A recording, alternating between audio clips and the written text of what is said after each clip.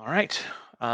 So thank you for joining um, this edition of the Pardot community group here in Tampa. We're very lucky to have some some Pardot veterans across different areas of different parts of the country, and certainly in different industries and different experiences.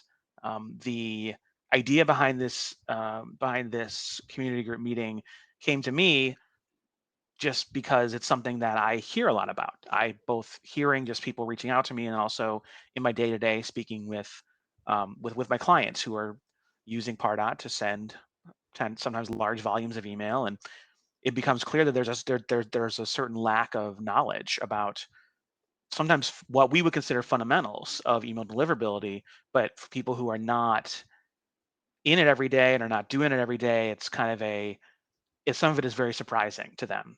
Like some of the stuff that we would just say, obviously, you don't want to send an email to people that you don't have a first and last name for. But What? No?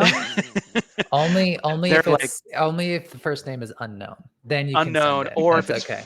I've seen databases where I had 150 entries where the 150 prospects where their first names were literally like emojis. I was just like, I was doing an audit and I'm like, how does that even happen? Like, that was very strange. So, but things like that where they just see like, oh, I've got 150, 200,000 people. I'm just going to hit send and be done with it, and not recognize that there's some other things, some ways to do that better, and some real consequences that can be felt as a result of not being more cautious. So that idea kind of brought me to wanting to do a kind of like a panel discussion with others who have been in these kind of situations before, and to hear their take, because how I kind of explain to my clients and people I talk to is that email deliverability is kind of an art and a science. And because people will purport to be like an expert on it, and that's fine, but you ultimately it comes from sometimes learning things the hard way. It's from realizing that you can't send emails to people, that sending an email to a financial services firm is a little riskier than sending an email to I don't know, anyone else really. There's like in my mind kind of a separate category for them when you're sending email. So that's kind of the purpose behind this meeting. And we have a few topics that we're gonna get to. Um, this is our kind of rough schedule. There's a lot here, and I know that we're only kind of scheduled for an hour. So, in the interest of time, we may not make it to everything, but we will. I'll do my best to try and keep us on track. We got some of our kind of intro topics here, and as we kind of see how these go, and then obviously there's a Q&A at the bottom. If hopefully, I would like to get to the Q&A, because that's where you start getting some interesting thoughts from people who are experiencing it today, and who don't have a resource, or don't have the knowledge that some of us do on the phone here. So with that, we're going to do a little bit of intro, and let's start off with Lori. Hi, everyone. My name's Lori Trzynski, and I am not too far from Philadelphia. Lived and breathed Pardot for, I want to say, over a decade now. So maybe not the exact target days of it, but when it wasn't really even connected to Salesforce. And glad to be here, and hopefully, kind of provide some insight. I'm a consultant at Slalom, and I work under their MarTech CRM division. And thanks for having me. Awesome, thanks, Lori. Stephen. Next, or is Brandon next? I just, because where you are on my screen, I'm just going down from there. Oh, So, all right, sure. sorry. Yeah, my name is Steven Stouffer. I'm the VP of Marketing Operations for a revenue operations agency. I've also been in the space, similar to Lori, seems like forever, back when it was under Exact Target and the Adam Blitzer days. So I started in marketing automation, specifically Pardot, and I kind of branched out from there. Still in Pardot, of course, but Marketo, Eloqua, Marketing Cloud, HubSpot, all those fun things. So If anyone has any questions on how Pardot compares to other things or anything like that, happy to answer them, but excited to be here. Oh, I'm in Dallas, Texas. So if there's any other people representing Texas. Thanks, Stephen. Catherine? I'm Catherine Lehman. I am from Buffalo, New York. I have never been to New York City, so please don't ask me how the Big Apple is. I do not know. Happens all the time. I'm currently full-time for a company called OnFleet that does software logistics out of San Francisco.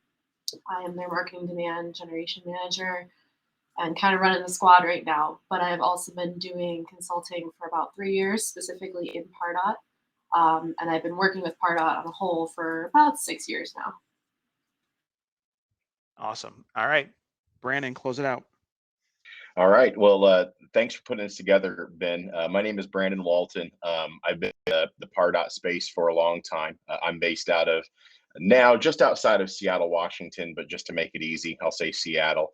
And like most good Pacific Northwest boys, I started out with Microsoft. And actually, my first introduction to Pardot was the old Microsoft Dynamics to Pardot. We were doing some vendor work there, and I have was sucked into the Salesforce world after that. I've worked for agencies, large and small, and a couple of years ago have built out my own practice, and we specialize in working with small businesses. You know, that under 25 licenses in the org, implementing tools like Pardot. So our specialty on our team is really helping small teams get the most out of their Pardot account. So we work with a lot of small mom and pop shops and helping them use Pardot. And I've seen a lot over the years, so I'm here to provide my insights and hopefully teach you all things that I may have learned the hard way, so other folks don't have to go through it. Awesome. Thank you, Brandon. So my plan is we're just going to kind of start into it and see kind of how things go. I'm going to introduce kind of the topic and then if you have something to say, if the panelist has a thought or experience that they want to share, I don't really know a better way than just speaking, and then hopefully we don't talk over each other. But that's kind of the plan for right now. Or I may ask you directly, depending on how I'm feeling. So the first topic that I want to address with you guys is the concept of email cleansing. And for those that are listening or are with us today, the concept of email cleansing is, at least the way that I'm kind of positioning it for this, is the use of some kind of third-party tool, such as the ones that I'm more familiar with. The ones that I've used is Bright Verify, Kickbox, and there's Never Bounce. Never Bounce is one of them too. Yep. Which are tools that are they all kind of do the same thing. They've got kind of little flavors they add more context depending on what you need. But they, at their core, they're really just meant to give you a level of confidence that the emails in your database are valid, that they actually exist on a mail server somewhere, and that and to the best of the program's ability can determine how that server processes incoming email, what its approach is. So the larger question here is email cleansing. Should you do it? How often? And preferred tools. So does anyone have kind of an initial thought that they want to share, or I can pick on people? Yeah, I can go.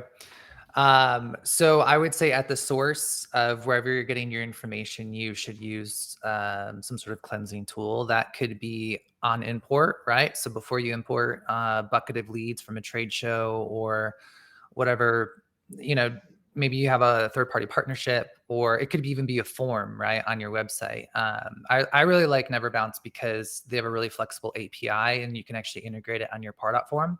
So like when someone submits the form, it will ping the API and then return that status back from Bright Verify or Unbounce, or fill in the blank what tool you want to use.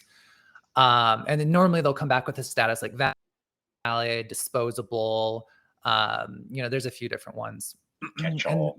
Yeah, catch all. The idea is you want to keep at least the valid ones for sure, but a nuance to this is actually depending on the industry that you're in, network security, financial, like Ben mentioned. A lot of cases, those companies that you might be filtering through, it won't actually come back as valid, but it is actually a valid email address. So industry does play a role in like how well these tools are actually able to verify the email addresses. So that's something to keep in mind.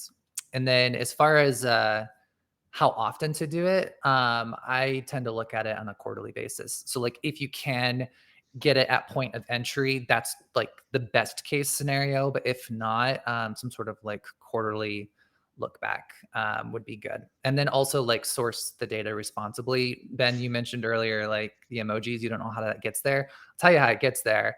Someone like me puts a coffee cup in front of my first name on LinkedIn, and then someone goes and data scrapes and they pull the first thing in the name, and that's a coffee cup. Yeah. Ends up in someone's database. That's true. Catherine, I'm curious, you being in being an internal resource, I imagine that you've had these conversations with your leadership or had to kind of sift through the data to understand the actual, like what is your approach? What have you done in your current role, and to the degree that you're able to share, and then in other scenarios to deal with the cleansing? How do you approach it?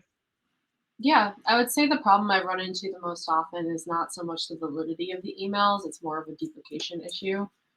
For some reason, I seem to always land myself in instances that have duplication issues. So even on the occasions, I use Never Bounce once a quarter pretty regularly to try to verify it. But because I've mostly been in B2B for my consulting and for my actual full-time career, there's usually not a huge issue there because I try to prevent those scraped lists from going into the system. Like I try Yeah. to only use leads that are coming in from verified sources to eliminate some of that junk before it even gets into the system. So usually when I'm doing those never bounce checks, they're coming back a little cleaner than if you're just having a lot of different inputs. Something that I started doing in a previous role when I was internal was like it's definitely a good idea to like do your like quarterly cleanses, but when on any random day of the week and you're trying to pull data, you don't really know when the last time was that that record was cleansed. You don't know if it was a week ago, if it was a month ago, if it was 6 months ago. So something that I started doing, I don't know if you guys do this as well, is I created a custom field on the prospect that I don't even sync it to Salesforce. At least at the time I didn't. And every time I would cleanse the whole database, whenever that person was in there, I would just, when I go back to import, I just updated the date of import of cleanse and just uploaded them again. So both for my own just observation, but also when I'm building a list and I want to make sure that I'm getting data that's been cleansed within the last let's say 6 months or 3 months, and say this date is on or after whatever from like a cleansing perspective. Because it's hard to sometimes know if you're like if you don't have something there. I at least had a hard time discerning when the last time was that this specific record actually went through any kind of cleansing. Yeah, another thing too is if you use something like Bright Verify or Never Bounce, storing the value that they return to you into also a custom field, so you have that on record. Oh yeah. This was, I think, a little more important, like pre-emailability when Pardot rolled out those features, because you can get some visibility into soft bounces, hard bounces, but like pre-email sends, storing that I think is important, because if you do a quarterly update or refresh, or maybe it's monthly, you'll want some way to like identify those people via a date field or whatever their status is, because that may also factor into your nurture programs and how careful you want to be at different parts of the year. Yeah, and I think Ben, to go back to your point about updating that field, that's very beneficial for segmentation, right? If you realize that there's a certain group of people, not to jump the gun a little bit, but a certain group of people that maybe aren't that engaged, and you look at that score or that updated date field, and you realize, hey, this person hasn't been updated in a while. It might help you piece two and two together with certain people that maybe should be pared down on emailing them. Brandon, I'm curious for you working with smaller orgs that have these smaller number of licenses and potentially have cost constraints around being able to like for us, we'll see, oh, that's only going to cost me 5 cents an address or 3 cents an address. But if you suddenly have, let's say, 30,000 records and you're like a small company, you're like, that's a lot of money. That's more than I thought it was going to be to figure out if this was an actual, if my email addresses were good or not. So how have you positioned this in the past? And are there kind of freemium or free ways to kind of make that kind of discernment without technically pushing them through some kind of cleanse? Yeah, great question. So in the small business space, the number one most important thing for these clients is ROI. So they understand the cost of a lead, and they understand the importance of having good leads in their data. Most clients who listen to the guidance that we provide to them, right? You've got a gambit of folks, and some folks do their own thing, and all you can do is kind of warn them. So I tell people it's worth the 5 cents. I believe Never Bounce is one that I use a lot. I use it for our own Cypress stuff as well, where you get a certain amount for free before you even get rolling. So I think a lot of clients like that. And then it just comes back to ROI. If you're telling someone who's on Pardot growth with a single contact block, the importance of making sure that they're keeping their mailable contacts under 10,000, that becomes a goal that they're working towards. So they want to make sure that before they jump up from 10,000 to 20,000 mailable contacts, that the 10,000 they have in there, they're getting the most out of it. So for most folks that I'm working with, they love the idea that there's tools out there like Bright Verify, like Never Bounce. Those are the ones I typically recommend to help them manage those lists and keep what's truly mailable in there. And like what we do at Cypress is we use Zapier. I know, Stephen, you're a fan of Tray.io. But the Well, Never he's Bounce. got the Tray.io money over there. That's the difference. Tray.io. I'm not going to get into any of that. I'm Hey, up off of that now. no, this isn't a conversation about RevOps, but like the Right. Trays and the Workados out in the world, or Zapier and Workados out in the world. No hate to them. Yeah. Like they're important to markets, and they're definitely useful. So Yeah. Right. I mean, I'm I definitely not bashing looked anyone over here. No, I looked into what Tray was going to cost, and I was like, oh, okay. I'll Right. For figure out certain how folks, yeah. Zapier works for this. Yeah. And I would say for small businesses, you introduce them to something like a Zapier and they're super happy. And some of the things that we do is definitely on import. So you have that Yeah. premium Zapier account. When a new lead is created, run it through Never Bounce and then create those custom fields. So it's sending things back. Really easy to work with for folks that are non-technical, that don't have the programming chops. And it generally works really, really well. And what becomes important, and that's where things will change from client to client. So one client might say, you know what, if I get a catch-all, we don't want to risk it, so we're going to suppress them and they're not going to be mailable. Other clients, so they're only looking for valids. But just I would say that for small businesses, because they're very I would say contact blocks becomes the most important thing that they're looking at, right? They want to make sure that they're getting the most out of that first 10,000 before they add on additional contact blocks. So email cleansing, the cost of email cleansing is worth it to them generally. Okay, awesome. Well, this was a great conversation. Let's kind of move on to the next topic here. So this is the conversation that I think I mentioned something about this in a Slack channel or something. I asked this question and that kind of set off a bunch of, it was Slack or LinkedIn, I forget where. And this set off this whole thread about like, well, no, I would do it this way or I would do it that way. And so I'm curious, like how you guys feel about this, because I know that, I mean, Brandon, you said that, I mean, obviously you can have 10,000 records, but I've seen instances where they've got millions of millions and millions of prospects, and that's not, it's to the point where it's no longer kind of a novelty. It's becoming increasingly common. But when you're trying to go send an email, like at what point, like where is your threshold for like, oh, this is a lot of people in this one single email that I'm sending. Maybe we should think about either breaking this up, or I should probably look at this list a little harder and make sure that I'm not sending 350 emails to MasterCard. Because that's happened. I've had clients that send 300, 400 emails to 400 people at a massive company that has millions of dollars in their email security and their IT security, and you're going to get flagged. I mean, in my view, is that you're going to get flagged right away if you're trying to send 400 emails to 400 people at the same time from one email server. That's gonna raise some, in my view, that's going to raise some flags. And so that's where I would, if I'm seeing like, let's say like 50,000, 100,000 in a single email, not like broken up, but a single email, that's made me go, I wonder who's in this. Wonder who's in this. But I'm curious how you guys, like, where's your kind of level of comfort, and when you do reach that kind of threshold of like, I need to look into this. What is looking into this to you? So I'll start with Steven, and then we'll kind of flow out from there. Oh, okay. So I'm in a very unpopular opinion about this probably, but volume doesn't matter. And let me explain. Boo, I boo. know, No. and let me explain why I don't think it matters. It matters in two situations. One, you have a dedicated IP address and it's a net new account and you need to warm your IP, right? Yeah. You need to ramp up volume.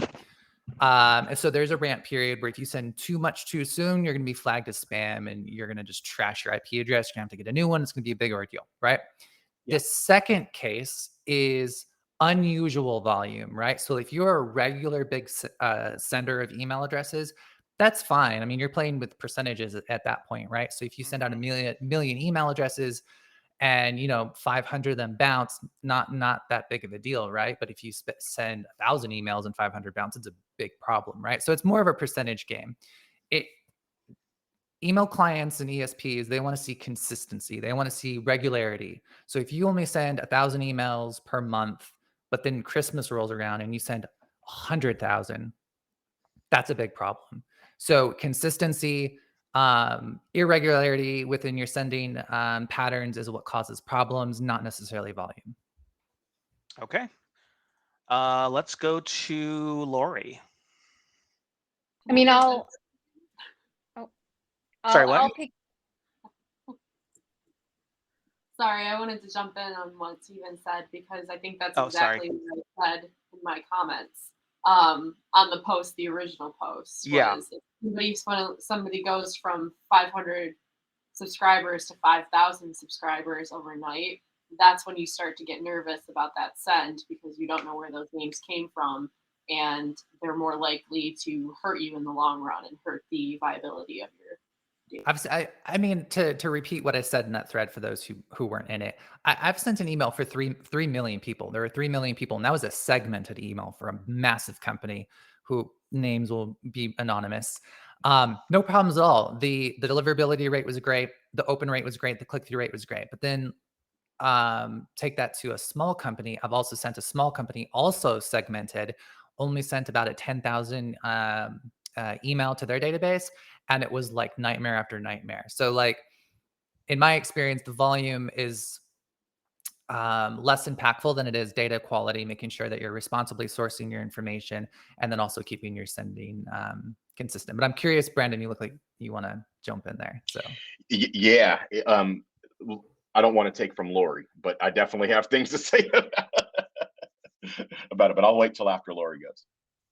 Well, I mean, not to have kind of a smart answer, but the whole database, right? So in piggybacking off of what Steven said, it's important, even if you do have a send that you might feel is larger than normal. Well, what's the breakdown of people in that send? So is a portion of that database people that you're emailing more frequently or less frequently? What's that mix? Do you have purchase names in there, which we know is a big no. So I agree, it's not necessarily the volume on a one-time send or a specific number, but just where have you been and where are you at? A prime example that I had actually right when the pandemic started with a client was that they Pardot for a while and they just decided to mass upload a list and include them in the send. And I said, whoa. You can't just start sending to all these other people. You're just not kind of warm to that point yet. And so it's it's a delicate balance, and then you just see where it goes from there. But I think making sure that you understand who makes up that mix of who you're sending to is important. Yeah. It's like a double no, not sourcing their information responsibly and also sending a massive email. Like that's just asking for trouble. Yeah. Yeah, and I was going to say a bit of both of what you said. So one, volume is relative. I've worked with clients who's like, oh, this is never going to work. You're asking for trouble. You know, coming in as a consultant, like they're driving your ship, asking me questions, and then they do what they're going to do, and saw a list of 1 million, 3 million folks just work just fine. Zoom info, whatever, and like, oh well, that wasn't supposed to work, but it did. I would say as far as far as a best practice, industry is so important in understanding who the folks you're sending to. Because if your primary target is smaller companies that are just using an Office 365, they don't have that dedicated admin that's actively filtering out, or dedicated IT security team that's actively filtering out and quarantining and all of that kind of stuff.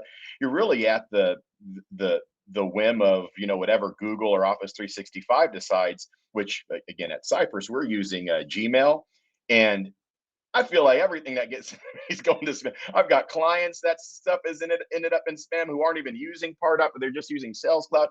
I had a bounced email today from someone who I was emailed that the response from googlemail.com went to my spam. So I think more and more, so much of this idea of ending up in spam, my argument would be not I'm going to be careful about how I phrase this because everyone's going to pick it apart, but not to be worried about ending up in spam, but more so, how are you engaging folks who your message might end up in spam anyways, and getting them to say, actually, no, this isn't spam? Because I think for folks, and again, maybe this is more specific to my segment, who are using the Gmail is just sending anything that's unknown to spam more and more.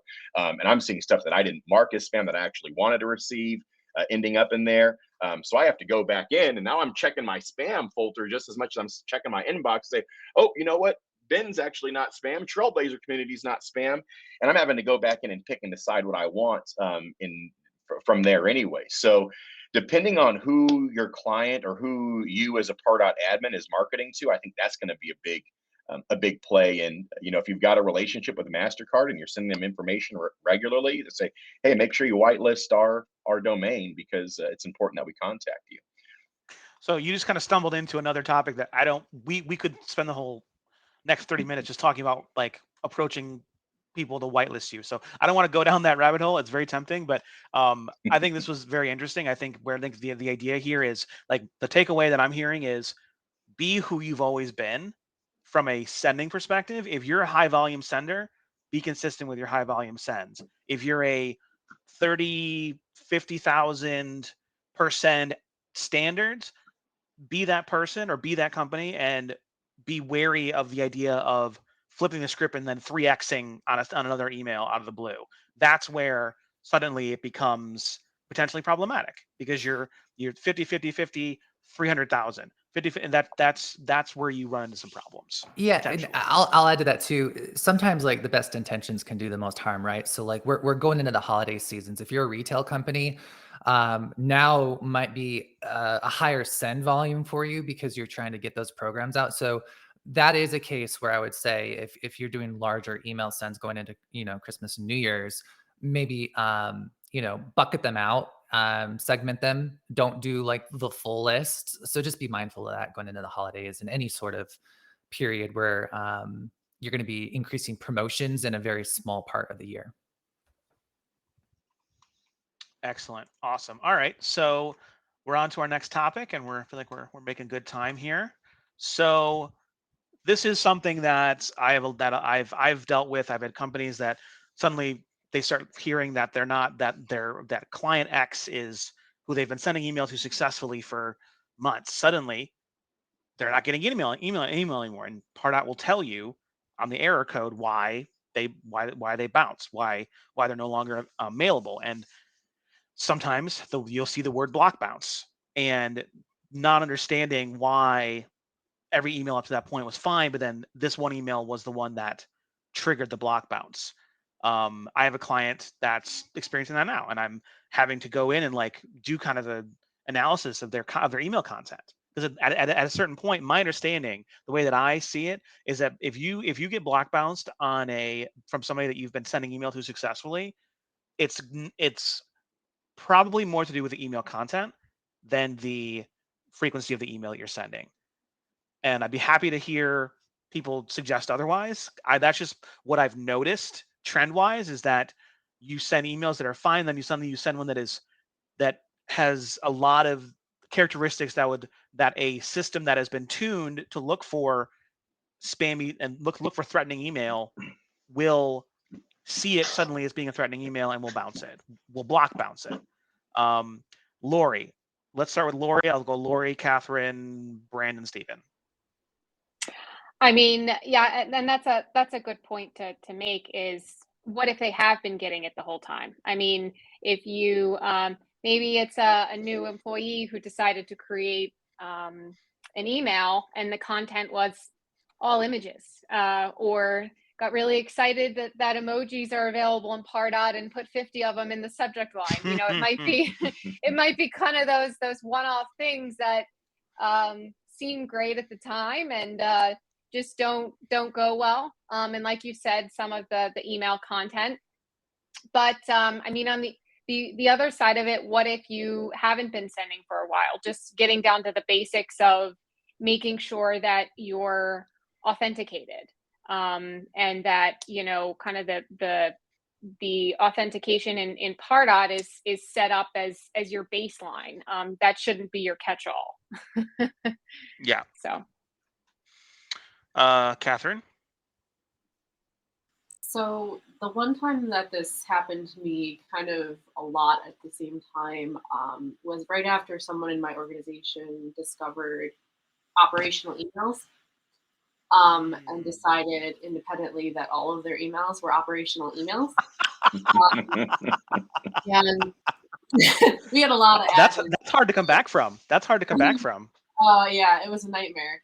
So basically what had happened was we were approaching the holiday season last year, and they had sent out a happy holidays card as an operational email. And then they had sent out that email again the next day because the first one had a typo. And the next thing you know, pretty much it killed a lot of That's brutal. stuff. Yeah, that was a bad one. So I would say the best strategy to avoid that is to not send every email as an operational email. That's a whole other conversation. Like we could have a whole talk about what is and is not an operational email, but that's brutal. Brandon, so like, do you have scenarios with your clients that are where they've been sending emails successfully and then suddenly you get an email, you get a frantic email because their customer suddenly it bounced and it says block bounce, and what does that mean, and what is your reaction? How do you respond to that when you get that kind of message? What is your first step, Yes. and how do you approach it? Yeah. So, you know, the getting blocked, it's become a bit of a game of cat and mouse, right? What's going to get blocked? What's not going to get blocked? What content is going to flag something? More and more these days, we've got AI tools that are screening for this type of stuff, reading emails.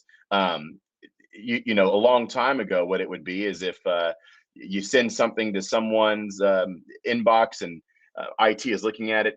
Who is this server sending 1,000 emails at once? Well, we're going to block it. Now there's more and more tools that are taking a look at these kinds of things. And, you know, I'm not in the weeds with IT security, but I've heard there's settings that can be set. You know, if we receive an email from a certain address, that's the same content over a certain amount of time, then we'll set a rule to block anything else from that server. Or so there's all these different rules that play into this. I think the best advice, and you said it, is to be true to who you are and just be a human. If you have a typo, do you need to send everybody that exact same email again the next day? Probably not. Let the typo roll. These are kinds of things. Think of it from the perspective of if you were an IT person managing an inbox, what kind of stuff would you be flagging for and blocking? And kind of work backwards from there. That would be my high level advice. But yeah, doing things that are going to poke the beehive or something like that, or fast ways to get either someone, whether it's a real person or whether it's an automated tool, to just block everything from your IP address or from your domain. Awesome. All right, Stephen, what's your take on this?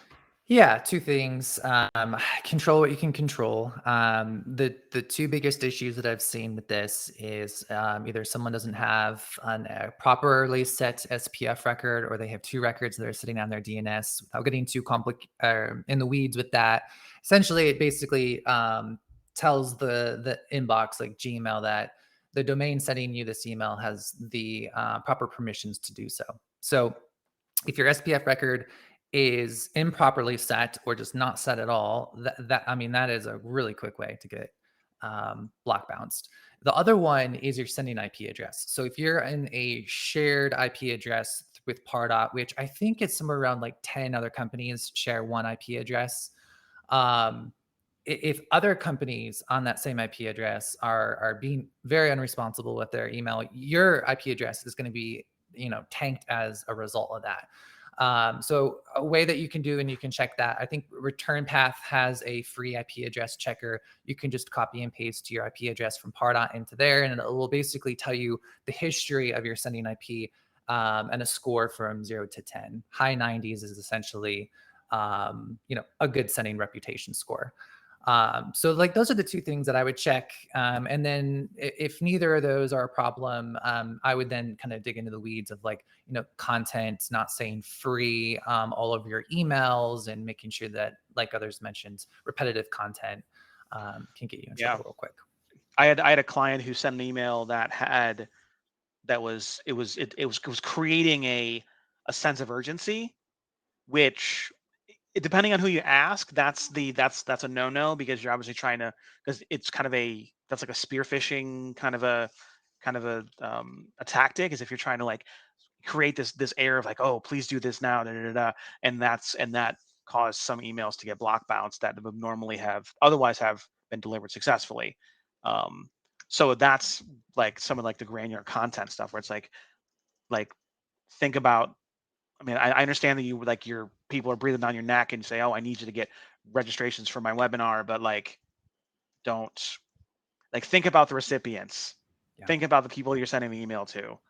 Don't, it's hard sometimes to get like to put yourself in their seat, but sometimes you have to, because you're like, would you open this email? I mean, it's like, I don't know that I would. It's those are some things that I try to tell people, is to Brandon said, be more human, be that kind of find a way to deliver the message in a way that doesn't come across as being kind of reek of a little bit of desperation. Yeah, there's a lot of resources that someone can go to, but like, just to rattle off a few others, like, no, like, don't do all caps, don't do all caps red text that's like in bold, avoid free, any sort of dollar signs, and then there's like, having a good medium of images versus content. Like if you do an all image email, that's also going to be like a very quick way to end up having a bounce issue.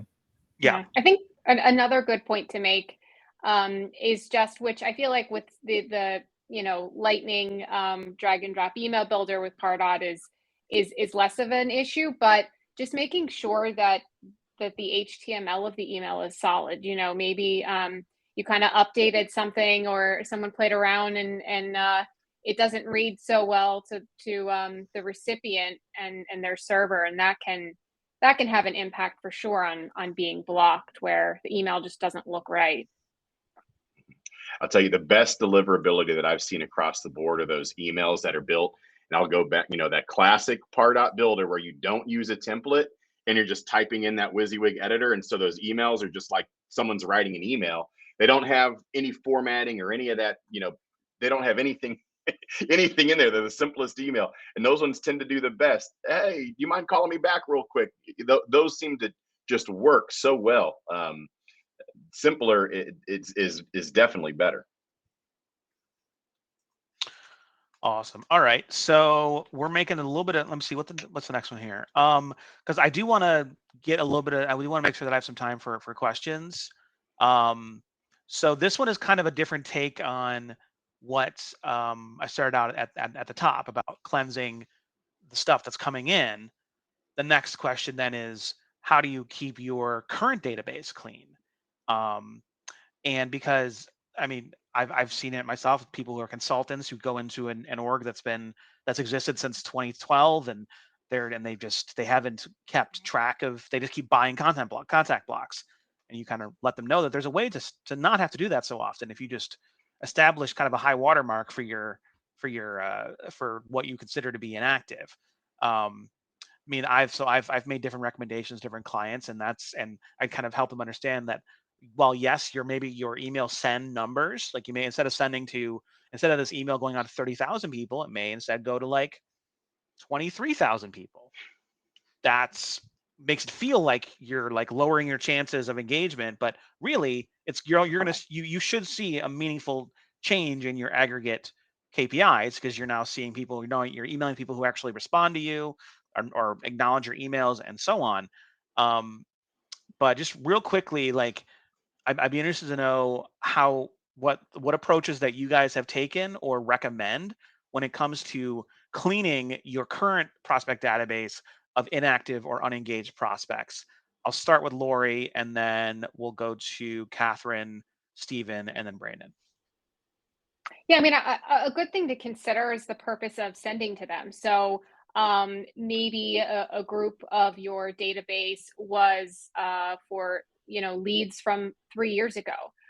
Are they still relevant? Or is part of your marketing strategy continuing to engage them, or are they to some extent a deader piece of your database that maybe can be put onto a plan to slowly kind of sunset them, but maybe that's not something you need to email them as often, and kind of start to mark them as people that you may want to eventually either archive or delete, versus the people who may be more relevant for the here and now.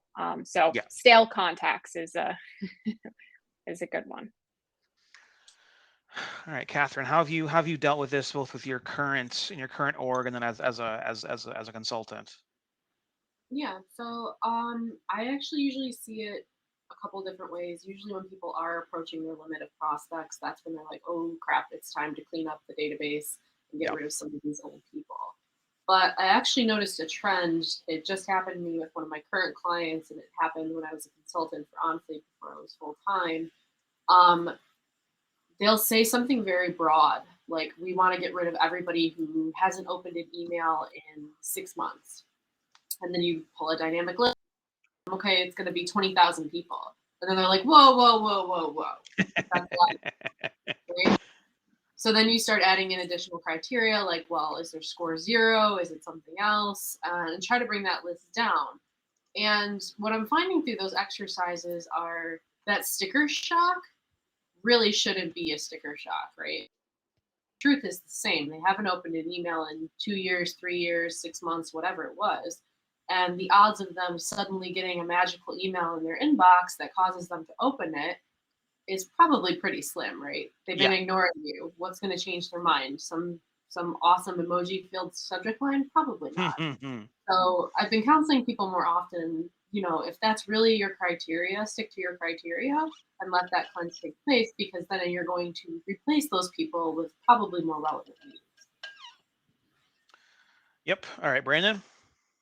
Yeah, I am a fan. If we're talking Pardot specifically, those two conditions, it's the Pardot opens and has been emailed a certain amount of time. So I think those are great, just Pardot tools to use. Have those dynamic lists. And one of the things that we do when we're helping folks that are new to Pardot, we'll make those recommendations from the jump, so they can track that. And what we like to do is have a couple of lists.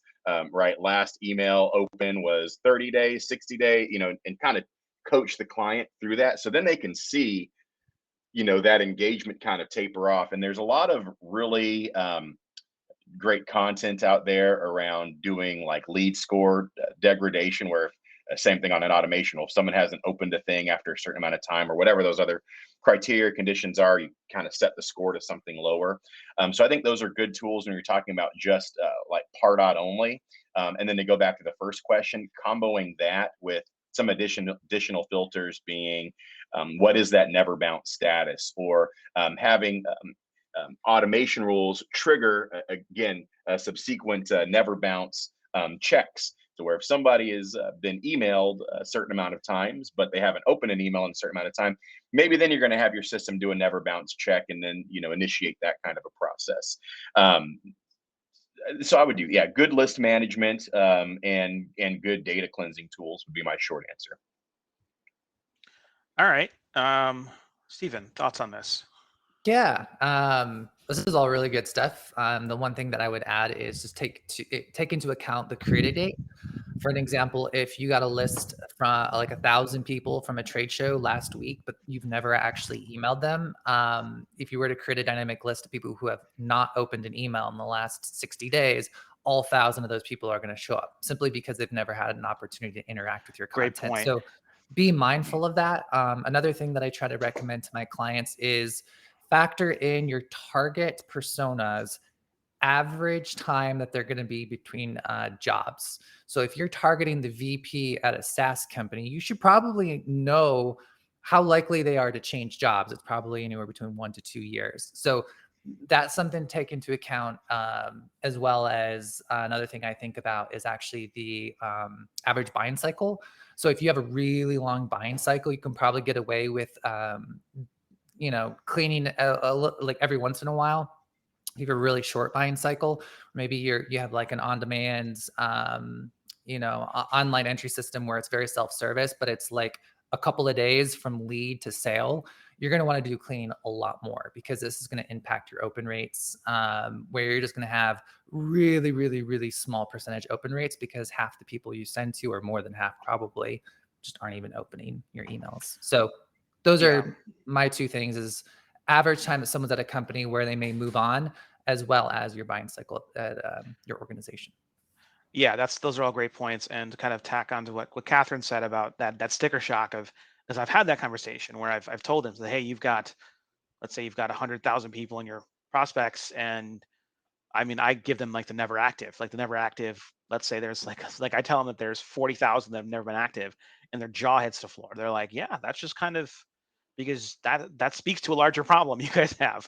But you also have to take into account the frequency with which new records are getting added to the database. Because if you're between the Salesforce sync and your just manual importing and third-party integrations, let's say you're adding 200 to 250 records a week, then it's fairly understandable how you could get there pretty quickly, to having that many that have never been active, because you're adding so much so often. So having some kind of additional criteria to, like, what I tell people is, okay, let's look at people whose created data has been in the last 180 days, and they've been sent at least 2 emails, and they've never opened an email in the last 180 days. And the one caveat that I try to kind of recommend is, are they a contact role on an open opportunity? Because that's something that you I would typically recommend avoiding, trying to kind of like suppress them, or because since there's an active opportunity, there's a decent amount of in potential influence marketing that you can do to try and get them over the edge. Also, if they're a current customer, because I mean, just because you're a customer doesn't mean that you're necessarily ever going to open email from a company that you're a customer of. But as the company that is that has this person as a customer, I would not necessarily want to remove them from my database just because they haven't engaged with me. I would try and find new ways to get them to engage with me. So there's different criteria to really isolate those people who are like kind of dragging down everything and say, okay, I shouldn't email these people anymore. I should either create a suppression list or just move them to the recycle bin. All right, so we have about 5 minutes left, and I would like to offer up. If there's anyone here that has any questions that they want to put to us, please feel free to use the chat. And if there are no questions, then I will go on to because there is a final question here. So feel free to put any questions. Right question here. And if not, then we'll move on to the next topic. So I'll give you guys a couple minutes to decide, or a minute or two to decide if you have questions. I'll just do this other one here, and then if people come up with a question, then we can hit it then. So this was the last question here around reactivation campaigns. It's kind of dovetails pretty well into what we've been talking about, and kind of it's kind of related to some of the previous topics that we've touched on. You have a set of your database that's never been active, and they're not really but they don't meet the criteria necessarily of people that you should get rid of. There's something about them that would make them potentially a good fit. People have different feelings about reactivation campaigns. Like some people see it as kind of a waste of time because it's just like, the reactivation campaign has to be, in my opinion, has to be connected to something else. Should be part of your lead cycle, your lead stages, to go from recycled to prospect. Just having a reactivation campaign, in my view, just on an island, doesn't really serve anyone's interests as far as I can tell. But I'd be interested to hear. Let's start with Catherine. Have you experienced? What are your views on reactivation campaigns? Have you done them? What do you tend to recommend in your current role and also in your for your clients? I think it depends on the situation and the population that you're talking about. I think in general, if you're trying to reactivate with people that are unengaged, your results are probably not going to be what you would hope they would be. But if you have a small subset of people or a segmentation of people that there is something special about them, right? They were engaged with you at one time and then they stopped engaging. You can kind of look for patterns there and kind of play to what engaged them in the first place, if that's an opportunity, and then specifically target that pain point instead of just continuing to generically email them with newsletters and things like that. That's the only time I've ever seen it work successfully. I'm not a huge fan of it. In general, but yeah, come into it with appropriate expectations, like having this belief that someone's going to suddenly see this email from you and their whole world's going to change, and suddenly they're going to look for your emails whenever they come through, and that's just unlikely to happen. So having expectations in line with what you're trying to do, because you would hate to tell your leadership, or I'm going to tell Steven as the VP, like, hey, Steven, I'm doing this reactivation campaign, and I think it's going to be great, and I think we're going to get a couple new opportunities out of it. And he's like, okay, we'll see. And then Steven comes by and says, hey, what happened? It's like, oh, nothing happened. Nothing happened at all. So have the right expectations about it. That's super important. Let's go to Lori. Let's see what Lori thinks. I mean, I agree with Catherine. I think they're not great to be utilized often, but there's a time and a place. Even just thinking about yourself as a general consumer, you decided to maybe purchase a product, or you were interested in something from a specific brand, but you don't want to hear everything about them. And so, like you said, Ben, it might be a what part of the life cycle are they in? So you initially drew them in as a customer, but now that you are a customer, how do you want to hear from me? Because they may not just be hearing from marketing; they might be hearing from your department. You might be kind of cross promoting different things to them instead of a one-time sale. And so the time and the place is for, if there is a hope for them to be engaged, just understanding how they want to hear from you. And I hate to say this, but maybe it's not always email. So, I think it's understanding their preferences based on where they are in that life cycle with your company or your brand. That's a great point. Brandon, Steven, either of you have burning thoughts on this? I would go ahead, Steven. I'll be quick. I think it's treating the symptom, not the problem. Honestly, I kind of use all of those, really neat dynamic content or dynamic lists ideas that we brought up earlier with last active date and degradation scores as a way really just to figure out if there's holes in programs, making sure that we kind of plug those gaps where if people are coming in, but they're not being put in nurture campaigns and there's no activity for 6 months. Sometimes it's not the prospect. Sometimes it's the marketing team, we've dropped the ball in that we kind of created this kind of black hole where we didn't send them an email and they didn't go into a nurture campaign. I'd focus probably more on that. But I think Brandon mentioned something earlier where there needs to be a reason. Someone said it. Like product release updates, end of year, summaries, those are really good ideas to kind of try to bring them back. If you want to do a reactivation campaign where you can say, hey, you've changed, we've changed, give us another shot. I mean, that's a unique way to kind of bring someone back maybe into the fold. That's the only time I've ever seen it work, is when you've made a significant change to your product or services and it's worth reaching back out to the person. It has to be a value add to the prospect. If it's not, there's no way they're going to respond to your email. Yeah. Brandon. Steven nailed it. And so I'll be quick also. I would say reactivation campaigns, are they a good idea?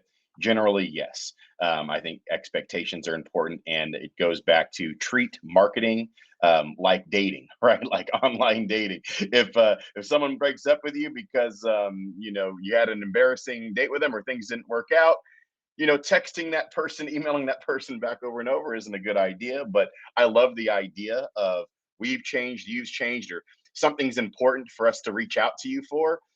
Those reactivation campaigns are important. And it is one of those things that comes up across everyone who's using marketing automation, because it's sold as don't let things slip through the cracks. And so they're very important. But having a strategy, Ben, you said it perfectly, Steven, everyone said it perfectly. Having a purpose for that outreach and mapping that purpose to these different scenarios is the difference between getting maybe something out of it and just having worse, more people marking you as spam or leave me alone type stuff. Yeah. So, I mean, I realize we're coming up on it. So I just want to this is the last question I have. So you have these people who go through this reactivation campaign. Let's say you decide to do one. Say we've changed, our product's changed, you've changed. Let's make this work. You push people through this engagement studio or whatever it is, and they still don't respond. Nothing happens. At that point, delete them. Yeah, that was the question. Do you Get send rid them to of recycle them. bin? Put them in a recycle You just bin. say, you just kind of say, see ya. It's hurting your metrics. It's all it is. It's reducing your open rates, reducing your click-through rates to a marginal percentage. You have to have clean data in order to have clean reporting, so you can do year-over-year reporting. Otherwise, every year that you try to do a look back, quarter-over-quarter, year-over-year, your percentages are going to be going down, even though they might be going up. Yeah, because you don't have the heart to delete somebody. It's I don't know. I mean, and Pardot will bring them back if they do something of that's the thing to always remember. They will come back if they fill out a form. Pardot will bring them back. You have to but being afraid to delete people or feeling some type of way about it, you need to get over that quick. That's why the recycling bin exists. Right? Yeah, exactly. All right, awesome. Well, this has been a very insightful and active conversation. Thank you everybody for joining, and to our panelists for sharing some of their insights. I really appreciate it. I learned some stuff. Hope you guys maybe learned something too. I will be sending out this recording to those who RSVP'd, and look out. We've got some really cool events planned in the early stages, planning right now for next year. So you may see some of these faces back again in the future. Maybe awesome.